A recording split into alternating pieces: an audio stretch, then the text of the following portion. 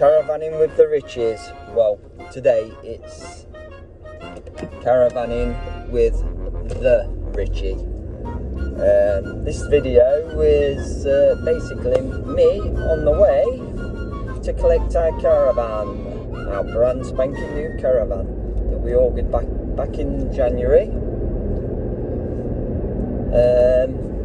Yeah, it's been a bit of a rocky road, shall we say. So yeah, we're picking it up a couple of weeks later than we wanted to. Shall we just say the transaction's been less than smooth, and obviously, as you can see, the car's empty. I'm on my own now, spending nearly £40,000 on your new touring caravan. You should really feel excited and special, and it should actually be a family experience turning up, seeing the new caravan for the very first time. But unfortunately, we've been cheated of that, because we explained on the purchase that we needed the caravan to go on our seasonal pitching over in North Wales, blah blah blah, by X date, and basically the caravan could quite easily have been delivered to us, but it wasn't. Anyway, it left the factory a couple of days later than it anticipated, but it still gave them a bit of a time frame. Anyway, I'm on my way now, on my own, as if there hasn't been enough hurdles in the way. The weather forecast for the delivery days that I had been given was Thursday and Friday, and the weather forecast was bad, predicted snow. So I asked if I could move it to the Wednesday, because the Wednesday was sunshine for the whole of the day. Well, I got up this morning at 3 o'clock to get into work so that I could get finished early, check the weather app, and guess what? It's forecast snow this afternoon, not till later on, so I'm hoping I can beat it. If I can't, then obviously the caravan will be staying in place, and I'll have to collect it at a later date, but I need to get this handover done. Yeah, and anyway, so yeah, upon purchasing the caravan, we were told that it'd be a simple case of turn up, swap our equipment out of one caravan into our new caravan, and then we'd go and have a complimentary night at the dealer's designated campsite, so we could do a bit of fault finding, etc, etc, because we had problems with our previous purchase, as far as unfinished items, etc, etc. So anyway, obviously we're not going to get any of that, because in the small print that we weren't informed about by the salesman, in the small print, if your caravan hasn't been serviced within the last 6 months, then basically the dealer can have your pants down. So anyway, after a few heated words, I agreed to take the caravan in to the dealership so that they could do an assessment on the caravan, which includes a full service, this, that and the other, blah blah blah, a full inspection. Come back to me with, there was £600 worth of faults that needed rectifying, so the price of the caravan would be adjusted. And as you can imagine, I wasn't very happy about that, because I could have quite easily gone to my regular caravan technician.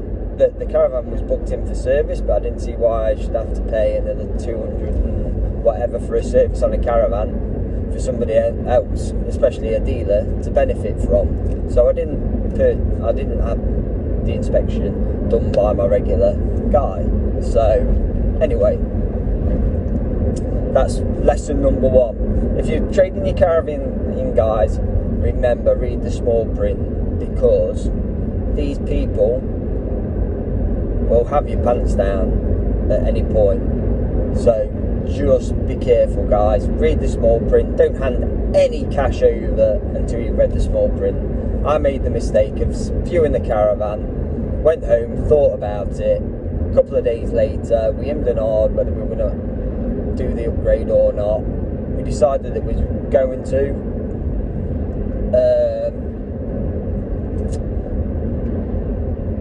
Called the salesman that was quite happy to take our deposit. At no point did he mention about us having to take the caravan and to be valued, serviced, etc., inspected to agree the valuation. So, cut a long story short, I thought it'd be the same way we dealt with high bridge caravans down in Somerset. We turn up with our caravan, take all of our stuff out of one caravan, put it in the new caravan, and drive away. Well, no. Here I am today on a snowy day, on my own, going to collect the caravan. We was told that we would be sent a handover video to save a bit of time prior to a collection. Well, I'm on the way to collect the caravan. We paid for the caravan last night after an absolute nightmare getting the updated invoice. The new price was agreed last Tuesday,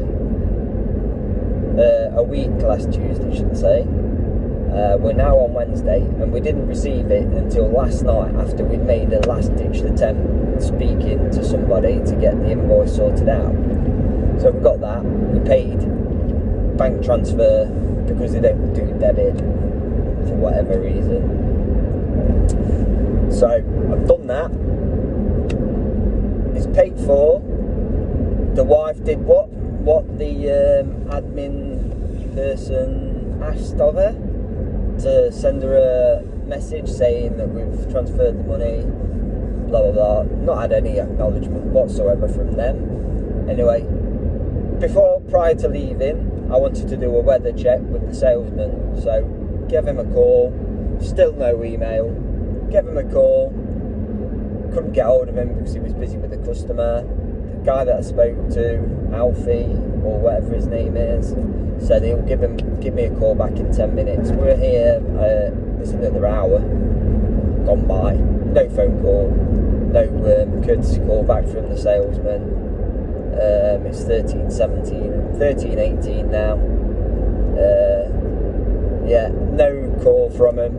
I was going to call to check forward on the weather forecast, see what is actually happening down there. At the moment it's nice and dry, so fingers crossed it's going to stay like that for the next couple of hours while I tow back. But yeah, it's just been an uphill struggle for us. This new caravan buying malarkey.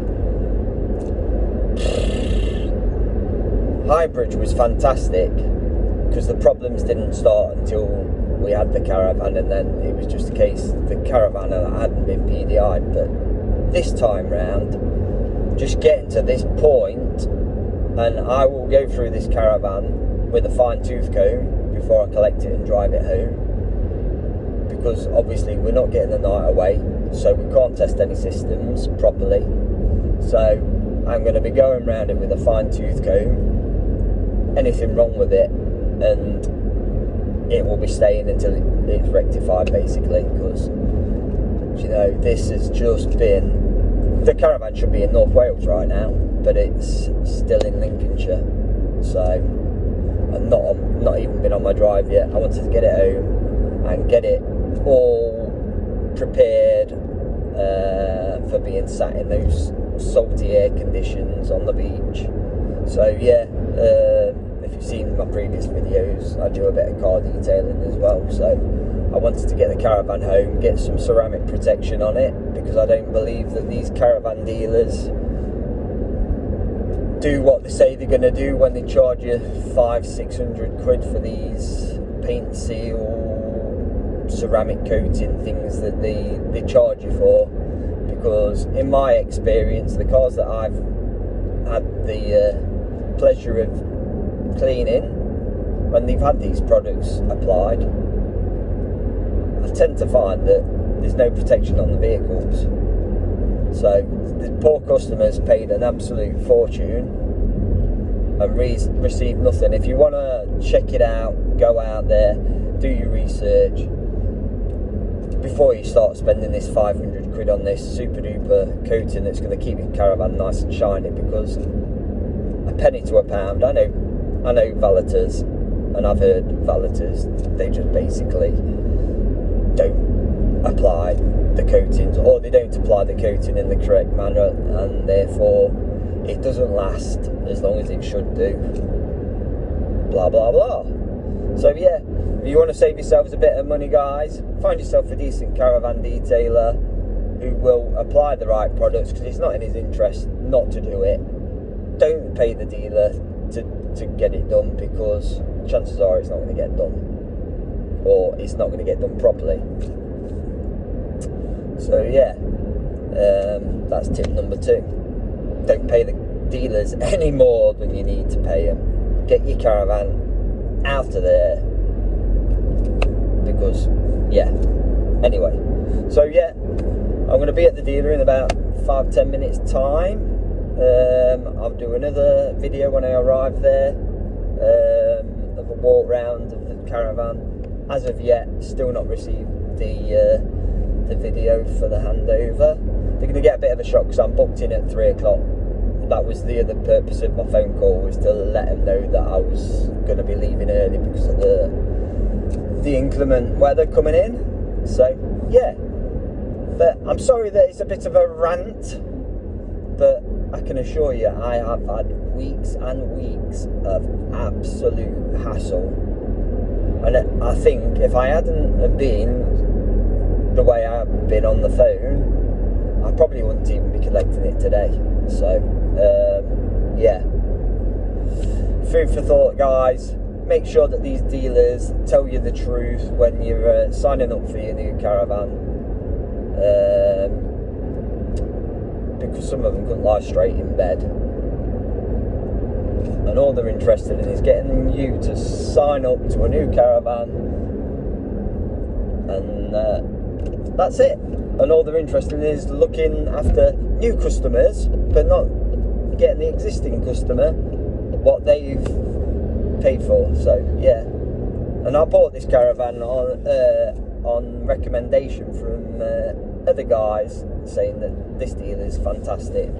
So I might be the odd one that's had the bad experience, but